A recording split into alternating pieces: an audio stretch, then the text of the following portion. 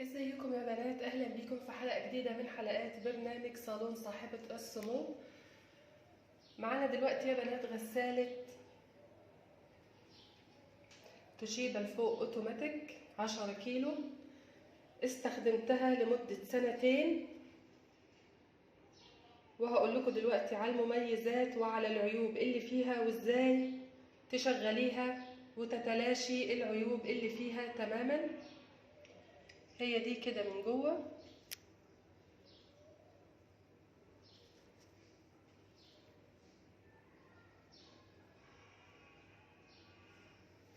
هنا مكان للكلور الابيض او الالوان، ومعانا هنا تحت منه على طول مكان للفلتر. اوكي يا بنات، وهنا درج المسحوق. هي حقيقي يا بنات ما فيهاش سخن داخلي، انت بتركبي لها سخن وبارد. هشغلها معاكم دلوقتي يا بنات. نتعرف هنا على الكيبورد اللي قدامنا. هنا زرار الاون، ولازم ديت على فكره تكون مستويه. شايفين النقطه لازم تكون في الجهه دي علشان تكون متزنه ما تتهزش اثناء الشغل. عندنا زرار الاون، اشتغل معانا نورت. عندنا اقل حاجه اقل مستوى للميه 21 لتر، وبعد كده بتتدرج تعلى لحد ما توصل ل 77 لتر. عندنا هنا ده البرنامج.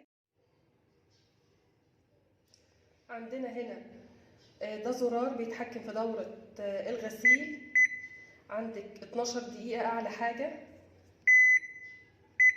4 دقايق، 8 دقايق، وبيبقى برامج منفصلة، يعني تقدري تشغلي ده لوحده والرنز أو الشطف لوحده لو مثلا غسلة حاجة على إيدك، أو عايزة تتحكمي في مرات الشطف. ممكن توصل لمرة واحدة، مرتين، أو أوفر فلو، يعني اكتر من مرة، او تستخدمي البرنامج ده كله كامل. وتقدري تتحكمي هنا طبعا في مستوى المية زي ما تحبي، يعني يبقى شطف بدون غسيل، وتحددي مستوى المية اللي انت عاوزاه. هنا التجفيف سبين، التجفيف الدوران، عايزة دقيقة او 5 دقايق او 9 دقايق. هنا عندنا ده اللي بيشغل وبيوقف، ستارت وهولد. دي برامج الغسيل، دي برامج الغسيل يا بنات، ودي الدورة بتاعة الغسيل تتحكمي فيها زي ما انت عاوزة. كده انا ظبطتها، هتشتغل بالظبط اللي انا ظبطتها عليه. 9 دقايق تجفيف واوفر فلو، ومستوى المية لحد ال 12، وبرده الغسيل 12 دقيقة عندنا.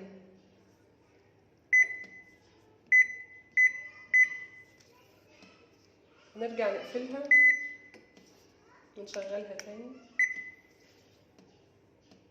هنا هنختار مثلا اعتيادي، يعني غسيل عادي اللي هو اليومي، او غسيل تقيل. غسيل تقيل يا بنات يعني مش الحمولة تقيلة، لا هو شديد الاتساخ. وعندنا شطف تقيل برضو، هو اللي يعني زي ما انتم شايفين معايا بيبقى كل ده، كل اللمض البرنامج شغالة بتاعة الشطف. اوكي كده يا بنات. وعندنا غسيل البطانية او الدفاية، هي برضو بتظبط، بتبقى اعلى مستوى ميه و12 دقيقه غسل واوفر فلو، مرتين شطف، والتجفيف اعلى سرعه تجفيف معانا بتبقى 9 دقايق.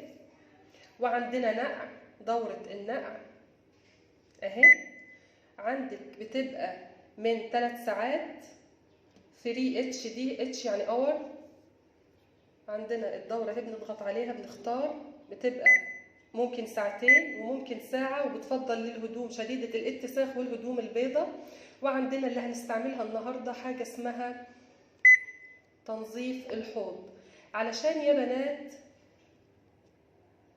نستخدم الغسالة دي نحصل على أعلى مستوى نظافة، وتبقى معانا نتيجة مرضية في الغسيل لازم نستعمل دورة خل معاها. كل شهر لازم دورة خل أبيض أو خل تفاح، زي يعني ما تحبي وزي إمكانياتك والمتوفر عندك.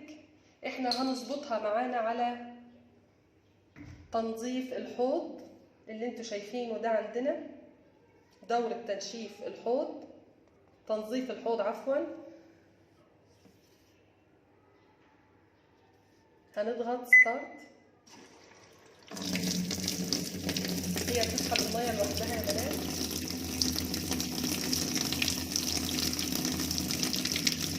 ايه فايدة الخل معانا يا بنات؟ فايدة الخل ان انت تحت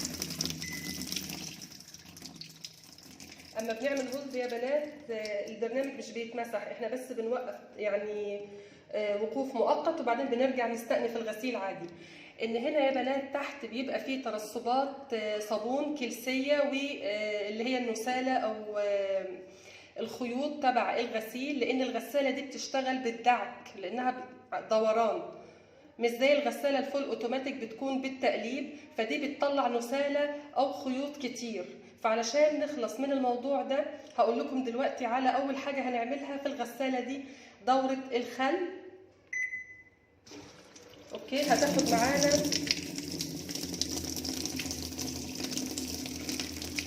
65 دقيقة.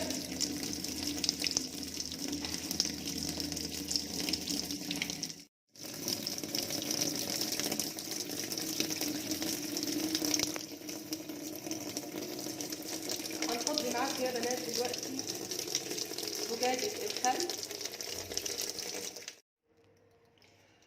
هنفضيها يا بنات في الدرج تبع السوفتنر اللي هو الملين او ملطف الملابس، ونحاول نصب حتى في مكان الكلور. هنا مكان الكلور ما بنحطه. خلصنا كده ازازة الخل. لازم تعملي الخطوة دي كل شهر عشان تتخلصي من اي رواسب صابون او زوايد في الغسالة عامة ايا كانت.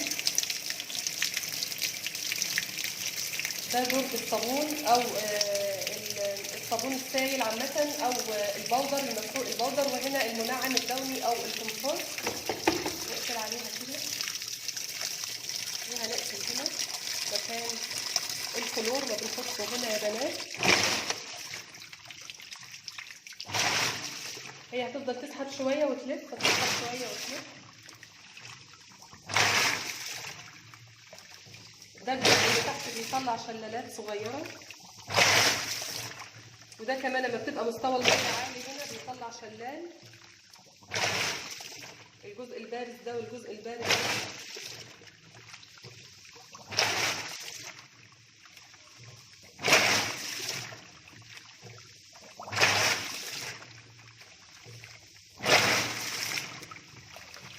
وهنا الفلتر، هنا الفلتر يا بنات.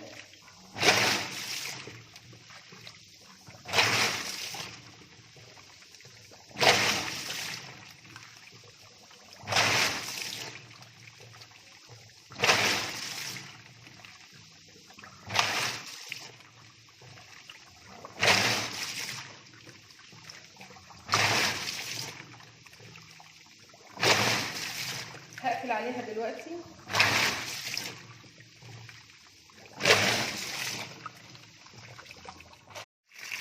هي دلوقتي وقفت ورجعت سحبت ميه تاني.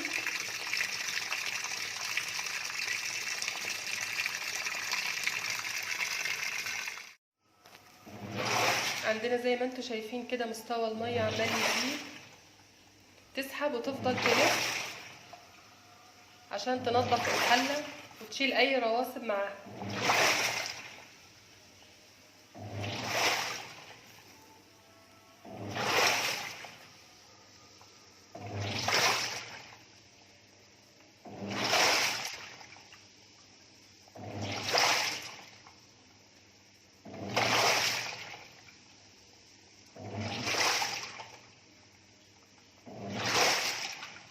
مهم يا بنات كل غسلة تشيل الفلتر اللي محطوط عندك في الجنب ده وتنضفيه كويس من النسالة او الخيوط الزيادة الوبر يعني، وبعدين تغسليه وترجعيه تاني مكانه تركبيه.